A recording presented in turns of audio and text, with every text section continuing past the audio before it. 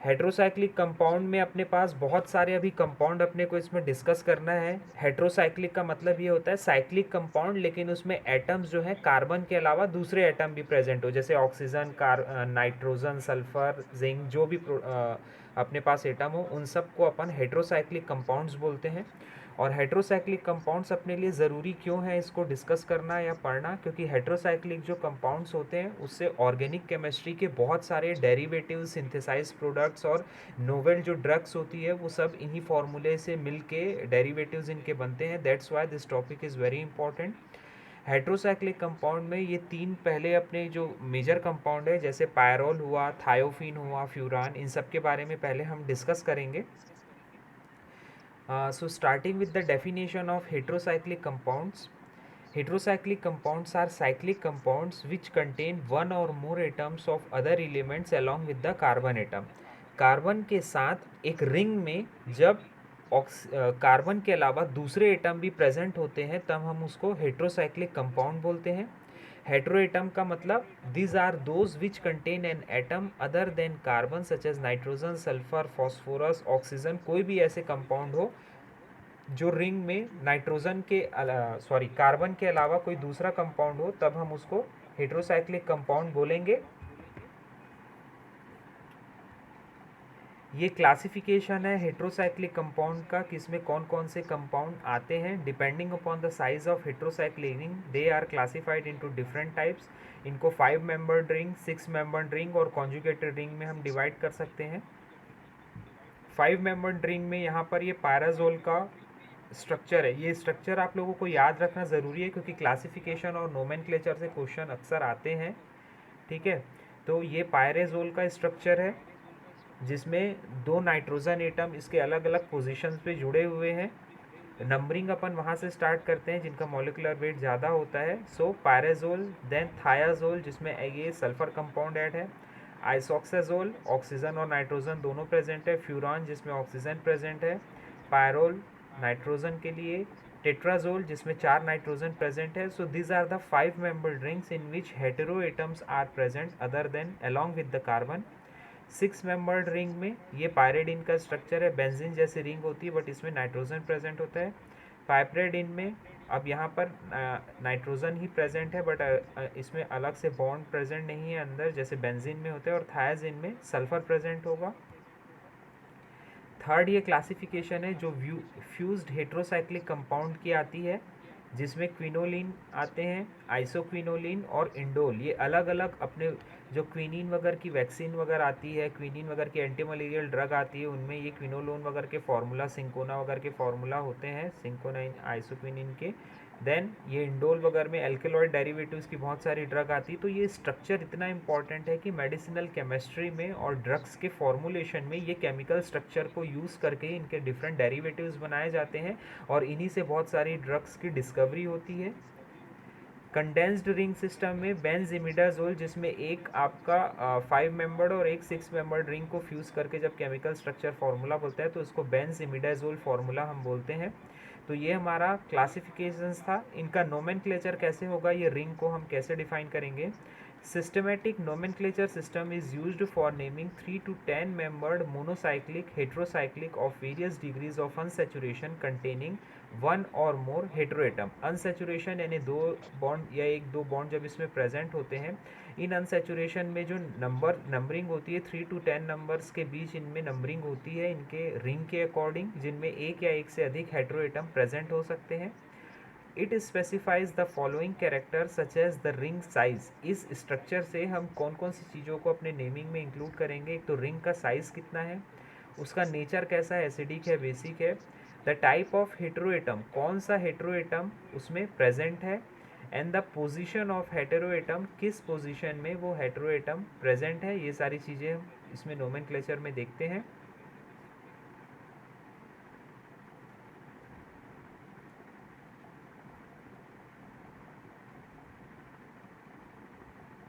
Then अब है अपना डेफिनेशन ऑफ एरोमेटिसिटी। एरोमेटिसिटी का मतलब एरोमेटिक कंपाउंड ऐसे कंपाउंड को बोलते हैं जो हकल्स रूल को फॉलो करते हैं। हकल रूल्स का मतलब जिनमें pi electron 6 pi electron present होते हैं उनको हम हकल्स रूल फॉलो करने वाले कंपाउंड बोलते हैं, और उनको एरोमेटिक कंपाउंड भी बोलते हैं जो इस रूल को फॉलो करते हैं। तो पहले हम एरोमेटिसिटी के बारे में पढ़ते हैं। Aromaticity is defined as the property of conjugated cycloalkenes which enhances the stability of a molecule due to delocalization of electrons present in the pi orbitals।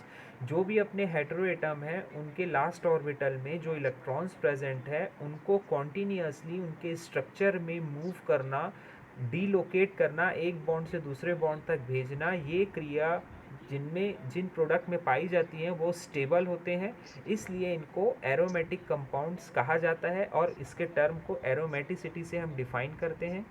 Aromatic molecules are said to be very stable and they do not break so easily. जो aromatic compounds होते हैं उनका structure बहुत stable होता है क्योंकि ये electrons के मूवमेंट की वजह से स्टेबिलिटी इनमें आती है।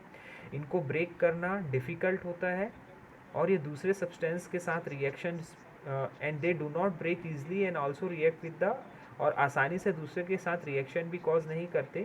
The organic compounds which are not said to be aromatic are known as aliphatic compound. ऐसे ऑर्गेनिक कंपाउंड जो एरोमेटिक नहीं होते यानी जिनमें एरोमेटिसिटी नहीं पाई जाती, 6 पाई इलेक्ट्रॉन नहीं होते, उनको एलिफेटिक कंपाउंड्स बोलते हैं।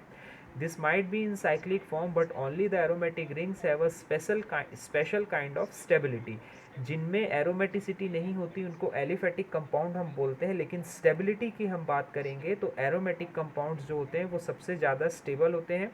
ये डायग्राम में देखिए जो स्ट्रक्चर आपको लेफ्ट हैंड साइड में दिख रहा है, यहाँ पर इलेक्ट्रॉन्स एक से दूसरे बॉन्ड में रिवॉल्व कर रहे हैं, डीलोकेट हो रहे हैं, इसलिए इनकी स्टेबिलिटी काफ़ी स्ट्रॉन्ग होती है। ये बेंजीन रिंग है। Now the rules of aromaticity. Aromaticity के रूल्स क्या हैं? The aromatic compounds are said to be exhibit some special characteristics called as rules which are given below। Aromatic compounds में कुछ अलग प्रकार की विशेषताएं होती है जिनको हम डिफाइन करते हैं इस प्रकार। The aromatic compounds are cyclic structure. ये एरोमेटिक कंपाउंड्स एक साइक्लिक स्ट्रक्चर का रूप लेते हैं। Each element of the ring within the structure must and should have a p orbital ring which is in a perpendicular form of the to the ring and it makes a planar molecule। ये जो dumbbell आकार का shape होता है p molecule वगैरह का, ये हम लोगों ने 12th में भी पढ़ा है। तो एरोमेटिक जो कंपाउंड होते हैं उनके रिंग स्ट्रक्चर में जो हेटेरोएटम होता है उनके पास p ऑर्बिटल होते हैं जो परपेंडिकुलर एक दूसरे के ऊपर नीचे प्लेनर रीजन में प्रेजेंट रहते हैं। All the compounds obey the Huckel rules that all the aromatic compounds should have 4n plus 2 pi number of electrons। इसमें जो भी compounds आते हैं वो Huckel's rule को follow करते हैं। इसका मतलब उनके लास्ट ऑर्बिटल में 6 पाई इलेक्ट्रॉन प्रेजेंट होते हैं 4n plus 2 के अकॉर्डिंग।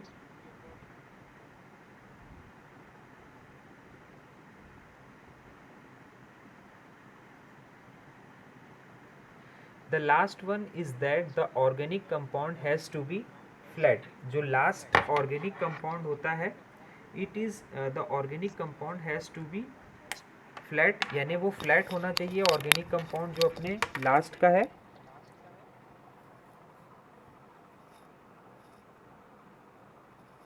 Then aromaticity importance. इसका इम्पोर्टेंस क्या है एरोमेटिक कंपाउंड का? Aromaticity plays a major role in the field of biochemistry. Biochemistry के फील्ड में एरोमेटिसिटी का काफ़ी रोल है क्योंकि लिविंग स्ट्रक्चर में बहुत सारे प्रोडक्ट में इनका इम्पोर्टेंस होता है। The 4 kinds of aromatic amino acids called the histidine, tryptophan, phenylalanine and the tyrosine serves as the 20 basic types of building blocks of the protein। ये एरोमेटिक अमीनो एसिड्स में भी प्रेजेंट होते हैं जो लगभग 20 अमीनो एसिड्स इनमें known है जो हमारे बिल्डिंग ब्लॉक्स ऑफ प्रोटीन कहे जाते हैं। हमारे बॉडी में प्रोटीन सिंथेसिस फॉर्मेशन के लिए बहुत इंपॉर्टेंट होते हैं। Also, the 5 kinds of nucleotides naming adenine, cytokine, thymine, guanine, uracil make up the main sequence with the genetic code present in DNA and also in RNA, and these are said to be aromatic purines and pyrimidines। Amino acids के साथ साथ nucleotides जो कि हमारे building blocks होते हैं structure of the body और jeans के, उनमें भी हमारे एरोमेटिक कंपाउंड्स जैसे प्यूरिन पिरिमिडिन्स प्रेजेंट होते हैं। तो ये एरोमेटिसिटी का इतना इम्पोर्टेंस है हमारे बॉडी से लेके लिविंग स्ट्रक्चर से लेके न्यू ड्रग डिस्कवरी और अवेलेबल ड्रग्स में इनकी यूटिलिटी का। The hetero compounds are also comply with the general rule that is proposed by the Huckel rule। ये जो हेटेरो एटम्स होते हैं ये एक जनरल रूल्स को फॉलो करते हैं जिनको हम हकल्स रूल कहते हैं।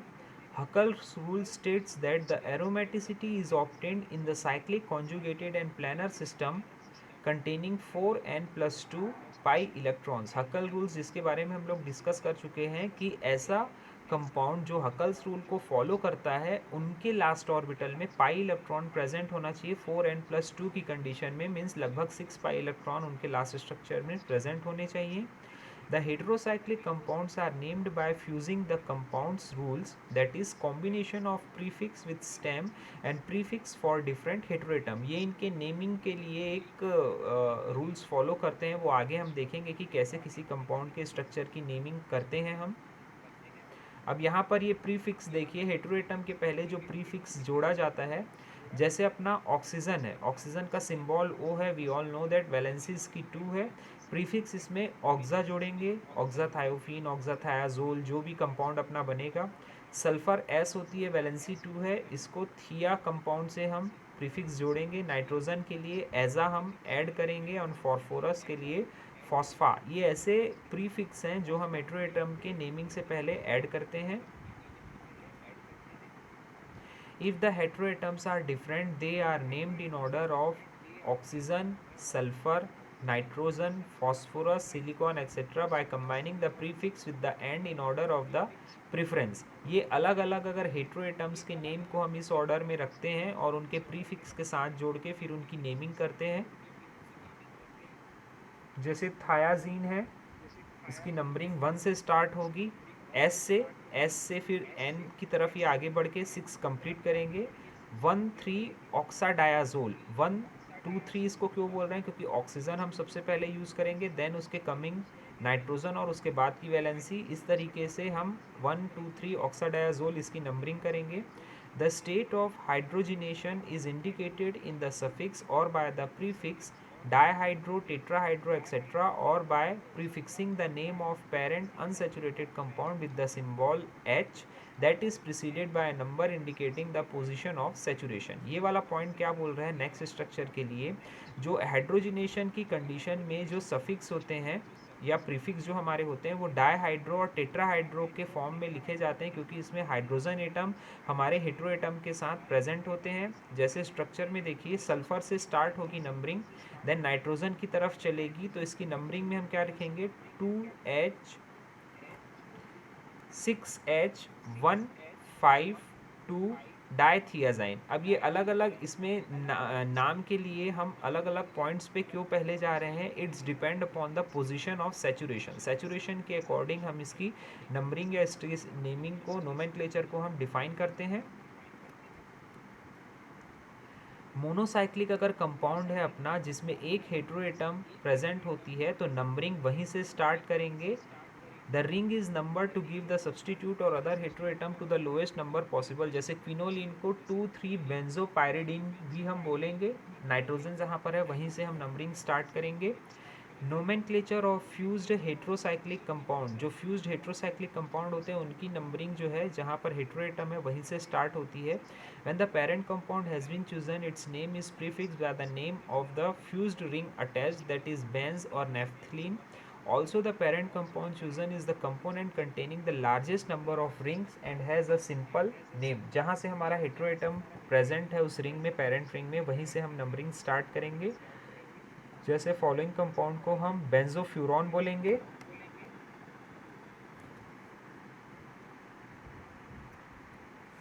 Another compound. ये अभी नोमेनक्लेचर और क्लासिफिकेशन ही चल रहा है हमारे हेटेरोएटम का। क्लासिफिकेशन में हमने बहुत सारे 5 structure, 6 structure fused heterocyclic compounds के बारे में हमने देखा है। देन उसकी अब हम नंबरिंग देख रहे हैं कि कैसे इनकी नंबरिंग की जाती है। जब इसके नोमेनक्लेचर आप करेंगे तो इसकी नंबरिंग इम्पॉर्टेंट होगी। Numbering is then carried out in a clockwise direction starting with the utmost ring farthest to the right and omitting atoms to the right junction. इसकी नंबरिंग जो होगी वो क्लॉकवाइज ऑर्डर में होती है, जो रिंग से सबसे दूर राइट हैंड साइड में होते हैं। जैसे यहाँ पर नंबरिंग ट्रायाजीफिनेंथ्रीन ये एक हमारा कंपाउंड है, इसकी नंबरिंग देखिए, जहाँ नाइट्रोजन ज़्यादा आपको स्टार्टिंग में होंगे वहाँ से हम इसकी नंबरिंग स्टार्ट करते हैं, बट ये हमारा कंपाउंड है जो कि clock in a heterocyclic ring the numbering preferably commences at the saturated rather than at the unsaturated heteroatom. जहाँ पर सैचुरेशन होगा वहीं पर से नंबरिंग स्टार्ट होगी अनसैचुरेशन के कंपैरिजन में इन सैचुरेटेड कंपाउंड्स के पास। जैसे सेकेंड स्ट्रक्चर में देखिए 3 इथाइल 5 मिथाइल पायराजोल है, 3 इथाइल के पास यानी सैचुरेशन यहाँ पर ज़्यादा है, देन भी फिर वो 5 मिथाइल के पास जा रहा है जो अनसैचुरेशन है जहाँ पर, एंड देन फिर ये रिंग जो है वो पायराजोल की रिंग है। तो ऐसे इसका नोमेनक्लेचर होगा ये स्ट्रक्चर का। बायसाइक्लिक जो स्ट्रक्चर होते हैं ब्रिज्ड सिस्टम वो बहुत ही कॉमन होते हैं। इनका नोमेनक्लेचर स्ट्रक्चर में प्रीफिक्स जो होता है वो बायसाइक्लिक कंपाउंड को स्क्वायर ब्रैकेट में नंबर करके कार्बन एटम उसमें फिर फीड किया जाता है। 3 पॉसिबल रूट जो होती है इनके डिसेंडिंग न्यूमेरिकल ऑर्डर में हम इसको फॉलो करते हैं। जैसे 3,6 डाई ऑक्सा बायसाइक्लो 310 ऑक्टेन, ये 310 ऑक्टेन हम क्यों इंक्लूड किए हैं इसमें, जहाँ पर ये अलग से आपको जो ब्रिज है वो साइड पे ये प्रेजेंट है, इसलिए इसको स्क्वायर ब्रैकेट में हम यहाँ पर इंडिकेट किए हैं। देन फर्स्ट जो हमारा कंपाउंड है पायरेजोल, हम उस कंपाउंड के बारे में अब देखेंगे। हमने अभी नोमेनक्लेचर और क्लासिफिकेशन देखा हेट्रोसाइक्लिक कंपाउंड का, कि जो हेट्रोसाइक्लिक कंपाउंड्स होते हैं उनमें कार्बन के साथ कोई और एटम प्रेजेंट होता है तब हम उसको हेट्रो एटम बोलते हैं, और साइक्लिक स्ट्रक्चर होने के कारण उनको हेट्रोसाइक्लिक कंपाउंड बोलते हैं। जो कंपाउंड एरोमेटिसिटी शो करते हैं वो हकल्स रूल को फॉलो करेंगे, जिनमें 4n+2 पाई जो इलेक्ट्रॉन्स है वो उनके स्ट्रक्चर में प्रेजेंट होंगे।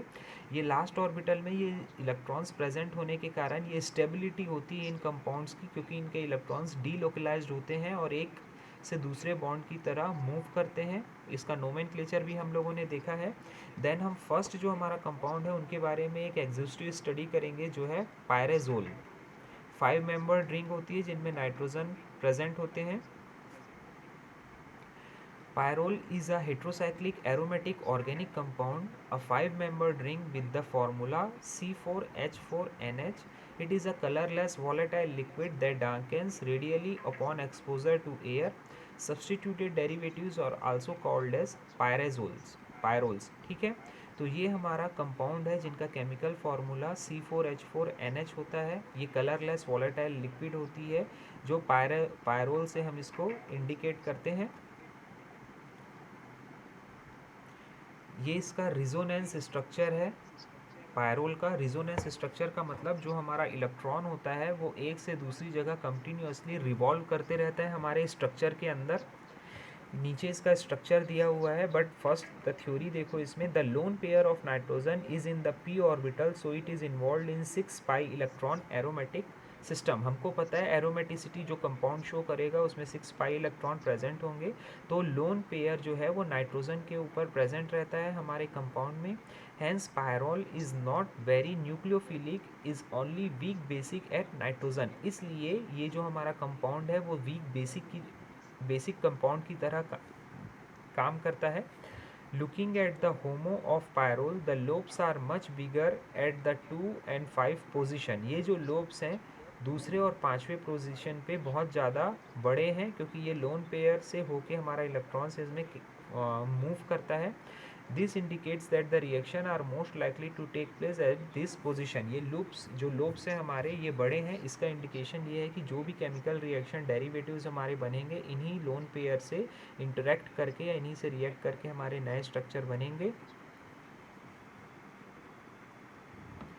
ये यहाँ पर डायग्राम में देखिए कैसे लोन पेयर का डीलोकलाइजेशन होता है। जो नाइट्रोजन के ऊपर लोन पेयर प्रेजेंट है वो एक से दूसरे sp2 हाइब्रिडाइजेशन अपने डेरिवेटिव्स की तरह मूव करते रहता है और कंटिन्यूसली ये रोटेशन रिजोनेंस की कंडीशन में होता है। रिजोनेंस का मतलब यही है कि हमारा जो इलेक्ट्रॉन है वो कंटिन्यूसली रिवॉल्व हो रहा है और एक से दूसरे इलेक्ट्रॉन की तरफ वो ट्रांसफ़र हो रहा है बॉन्ड की तरफ। The resonance contributors of pyrrole provide insight to the reactivity of the compound. ये रेजोनेंस होने की वजह से ही जब पायरोल को किसी दूसरे केमिकल के साथ रिएक्शन कराया जाता है तो ये बहुत रिएक्टिव कंडीशन में होते हैं। Like furan and thiophene, pyrrole is more reactive than benzene towards electrophilic aromatic substitution because it is able to stabilize the positive charge of the intermediate carbocation. Benzene के कंपैरिजन में हमारा pyrrole जो है वो ज़्यादा स्टेबल होता है electrophilic aromatic substitution या रिएक्शन के टाइम पे, क्योंकि इनमें पॉजिटिव चार्ज को स्टेबलाइज करने की प्रॉपर्टी होती है। इनकी एरोमेटिसिटी देखो पायरोल की, here is the pyrrole having 4 carbon and 1 nitrogen, all are in sp2 hybridization state। ये hybridization भी आप लोगों ने पढ़ा है, sp2 sp3 sp hybridization। तो यहाँ पर जो हमारा जो कार्बन है नाइट्रोजन के साथ sp2 hybridization state में होता है, और जो कंपाउंड एरोमेटिसिटी शो करते हैं उनमें sp2 hybridization प्रेजेंट होना बहुत ज़रूरी है। sp2 hybridization is planar, it makes a planar pyrrole ring structure. ये जो sp2 हाइब्रिडाइजेशन होता है वो एक प्लेन की तरह होता है और प्लानर पायरोल रिंग स्ट्रक्चर बनाता है।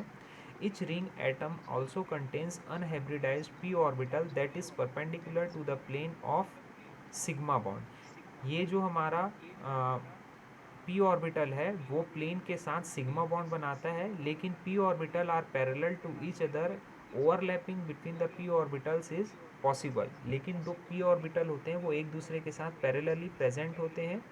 The total new of non bonding electrons are 6, 4 और ऑफ कार्बन एंड 2 और ऑफ नाइट्रोजन। इसलिए रेजोनेंस जो है वो हकल्स रूल को फॉलो करता है और इसमें 6 इलेक्ट्रॉन्स पाई इलेक्ट्रॉन प्रेजेंट होते हैं। सो पायरोल इज एरोमेटिक।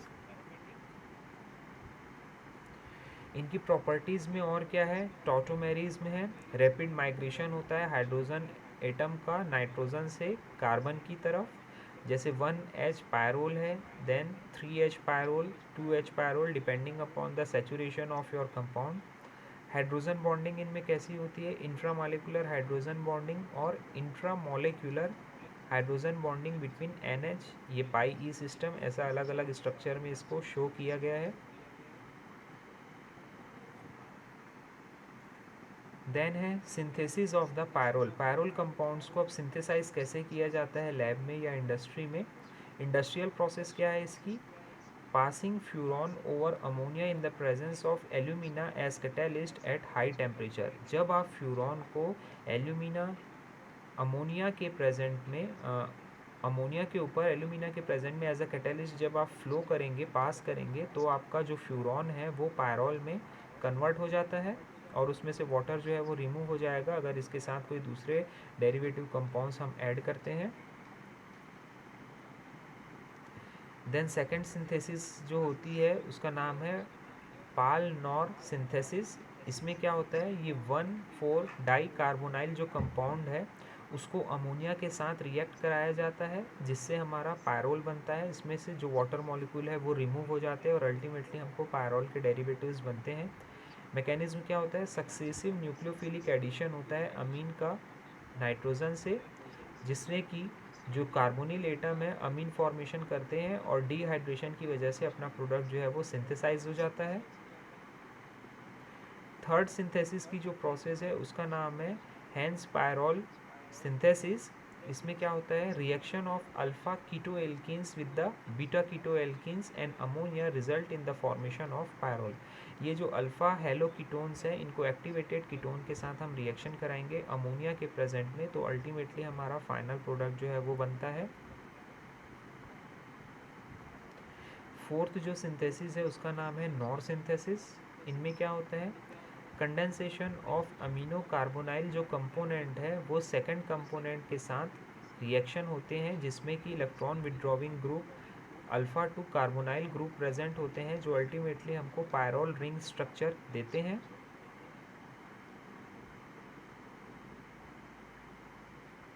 देन अब है एसिडिक प्रॉपर्टी ऑफ पायरोल। ये जो हम फर्स्ट पायरोल कंपाउंड पढ़ रहे हैं इसमें हमको इसकी एरोमेटिसिटी, सिंथेसिस और इसकी बेसिसिटी, एसिडिटी, ये सारी चीज़ों के बारे में डिस्कस करना है, इसके केमिकल स्ट्रक्चर, सिंथेसिस के बारे में।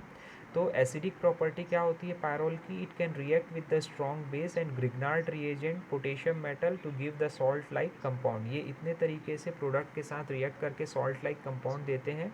नीचे स्ट्रक्चर में देखिए जो NH है, पहले वो सोडियम आयन के साथ दूसरा कंपाउंड बना रहा है, then potassium hydroxide, DMSO, Grignard reagent, इन सब के साथ रिएक्ट करके ये अलग अलग नाइट्रोजन के डेरिवेटिव्स बना रहा है।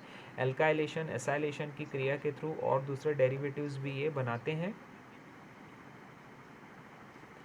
Electrophilic substitution in the pyrrole. अब ये सब्सटीट्यूशन कैसे होता है पायरोल कंपाउंड में? Pyrrole is reactive towards electrophilic substitution reaction. ये जो पायरोल होता है वो इलेक्ट्रोफिलिक सब्सटीट्यूशन के लिए बहुत ज़्यादा रिएक्टिव होता है, more reactive than the benzene because of the resonance that pushes away the electron density from the nitrogen towards carbon, thus making the electron ring electron rich. इसमें जो इलेक्ट्रॉन नाइट्रोजन के पास present होते हैं वो continuously अपने ring में उसको move करते रहता है, इसलिए बेंजीन से ज़्यादा स्टेबल होते हैं और पायरिडीन से ज़्यादा ये स्टेबल होते हैं पायरोल ग्रुप जो है। The substitution is easier and mild reagents can be used. इनमें एक जगह से दूसरे स्थान इलेक्ट्रॉन को मूव करना आसान होता है और इनमें रिएजेंट्स भी बहुत कम यूज़ होते हैं। इलेक्ट्रॉनिक सब्सटीट्यूशन का रिएक्शन देखो इसमें कैसा हो रहा है। The pyrrole undergoes electrophilic substitution reaction at second position. इनमें जो पायरोल प्रेजेंट होते हैं वो सेकेंड पोजीशन में सब्सटीट्यूट होते हैं। यहाँ पर ये इसका स्ट्रक्चर लिखा हुआ है, 1 बाय 1 जो इनमें कार्बन प्रेजेंट है एक से दूसरे स्थान में मूव करते हैं। दो रीज़न क्या है इसके? जो कार्बन होता है attack gives more resonance contributing structure than C3। जो C2 कार्बन होता है नाइट्रोजन के बाद का जो कार्बन प्रेजेंट होता है वो ज़्यादा रिजोनेंस देता है ताकि इलेक्ट्रॉन को C3 की तरफ आगे मूव किया जा सके। Extra stable contributing structure generates upon C2 attack, और इस तरह एक से दूसरे कार्बन की तरफ हमारा जो इलेक्ट्रॉन है वो मूव करता रहता है। ये इसका एक डायग्राम देखो कि इलेक्ट्रॉनिक सब्सटीट्यूशन में प्रेफरेंस किसको दिया जाता है। Energy diagram shows C2 attack forms more stable intermediate than C3 attack. जो नीचे वाला हमारा पायरोल है वो C2 है जो रेड कलर से इंडिकेट है। ये C3 के कंपैरिजन में ज़्यादा स्टेबल है क्योंकि एनर्जी डायग्राम के थ्रू यहाँ पर एनर्जी हमारी सफिशिएंट है जो रिक्वायर्ड है, इसलिए C2 प्रीफर किया जाता है C3 के कंपैरिजन में। देन यहाँ पर इलेक्ट्रोफिलिक सब्सटीट्यूशन में अलग अलग डेरिवेटिव्स बने हुए हैं हमारे प्रोडक्ट के 3H पायरोलिनियम आयन और 2H पायरोलिनियम आयन से। तो जो पायरोल है पहले नाइट्रो कंपाउंड से रिएक्ट करके 2 नाइट्रो 1H पायरोल बनाता है, देन दूसरे पायरिडीन वगैरह से रिएक्शन करके पायरिडीन के दूसरे डेरिवेटिव्स बनाएगा क्लोरीन के साथ रिएक्ट करके, एसिटिक एनहाइड्राइड के साथ, बोरॉन ट्राइफ्लोराइड के साथ ऐड करके। तो ये अलग अलग इनके सिंथेसिस के पार्ट हैं। रिडक्शन में जिंक के साथ रिड्यूस होकर 2H डाईहाइड्रो पायरोल बनाते हैं ये। देन पायरोलिडीन प्लेटिनम और हाइड्रोजन के प्रेजेंस में ये पायरोलिडीन कंपाउंड भी बनाते हैं। रेमर टीमर रिएक्शन इनका पायरोल डेरिवेटिव्स का क्लोरोफॉर्म और पोटेशियम हाइड्रोक्साइड के साथ रिएक्ट करते हैं ये, जो कैल्शियम क्लोराइड के प्रेजेंट में, कार्बन क्लोराइड के प्रेजेंट में हमारा 3 अल्टीमेटली जो प्रोडक्ट है 3 क्लोरोपायरिडीन, ये ऐसे डेरिवेटिव्स बनाते हैं जिनको रेमर टीमर रिएक्शन भी हम बोलते हैं। 12th में भी हम लोगों ने पढ़ी थी ये रिएक्शन। देन ग्रिग्नार्ड रिएजेंट है। अब पायरोल जो है वो ग्रिग्नार्ड रिएजेंट के साथ एक्ट करके हमारा ultimate product 2 ethyl 1H pyrrole या 1H पायरोल 2 कार्बोक्सिलिक एसिड बनाते हैं। Then ultimately the medicinal uses of pyrrole. क्या मेडिसिनल यूजेज है, कहाँ पर ये यूज़ होते हैं? ग्लाइकोपायरोलेट जो एक एंटी कॉलिनर्जी की ड्रग है, पेप्टिक अल्सर में यूज़ होती है, उनमें पायरोल रिंग प्रेजेंट होती है। Look at here, it is the pyrrole ring present in the glycopyrrolate structure. Then atorvastatin की जो ड्रग होती है कोलेस्ट्रॉल लेवल और ब्लड प्रेशर को जो मेंटेन करती है, उसमें भी ये पायरोल स्ट्रक्चर प्रेजेंट होता है। Look at here, this is the pyrrole structure. So these are the medicinal uses and value of our pyrrole compound. So आज हम ये एक ही कंपाउंड के बारे में डिस्कस करेंगे ताकि एक साथ आपको लोगों को ये होश पोश ना लगे।